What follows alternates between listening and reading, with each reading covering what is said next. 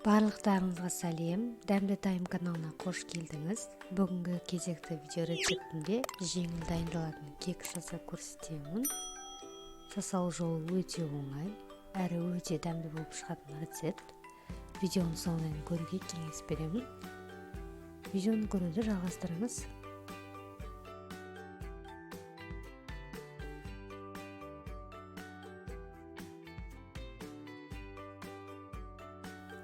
Ең алдымен жұмыртқамызды шекерімізбен араластырып, жақсылап көпіргенше миксерлеп аламыз.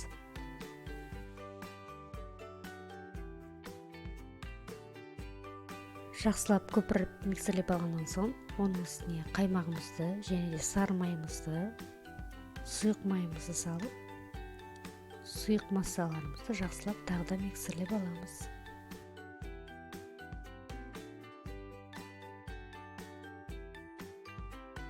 Енді құрғақ массаларымызды саламыз. Ванилин, ұн және де разрыхителді салып, жақсылап тағы да араластырамыз.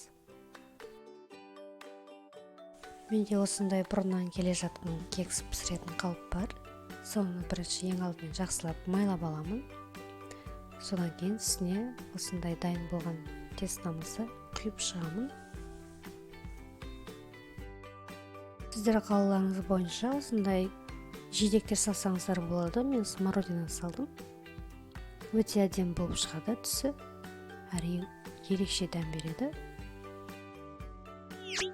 Дайындап болғаннан кейін 180 градуста қызып тұрған пешке пісуге жібереміз. 25-30 минут бойы пісіп шығады.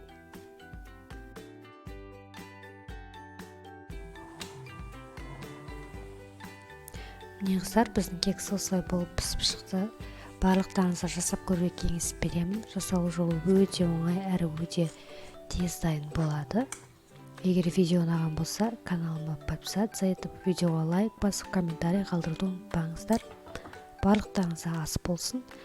Алдағы болатын кезекті керемет видео рецептерді жіберіп алмау үшін міндетті түрде подписаться етіңіздер.